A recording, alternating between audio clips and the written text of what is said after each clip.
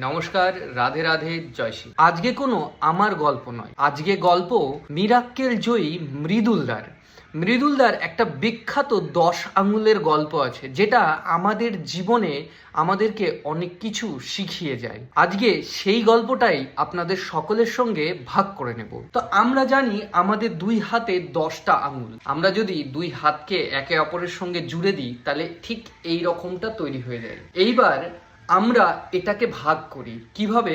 এই বুড়ো আঙুল মানে হচ্ছে আমাদের মা বাবা, এই আঙুলটা মানে আমাদের দাদা বোন ভাই দিদি সবাই, আর এইটা হচ্ছি আমি নিজে, যে সব সময় মাথা উঁচু করে দাঁড়ানোর ক্ষমতা রাখে বা সাহস রাখে। তারপরে আসি এটা সম্পর্ক তার সাথে যার সঙ্গে সারাটা জীবন কাটাতে হবে।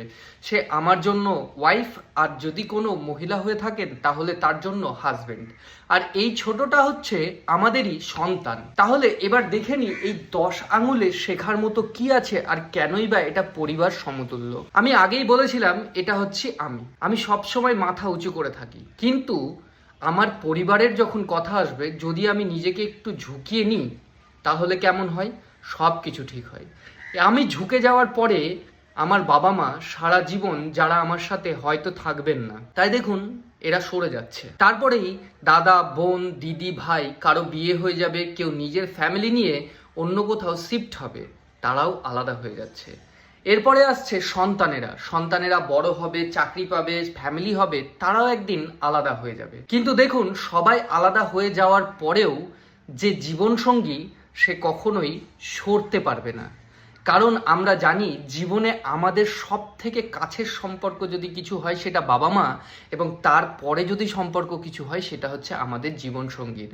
তাই দেখুন, এই জীবনসঙ্গীর হাতটা কখনোই পিছিয়ে যাচ্ছে না। কিন্তু আমি যখনই এই সম্পর্কে আমি নিজের মাথাটা উঁচু করে দাঁড় করাবো, তখন কোনোটাই আর থাকবে না।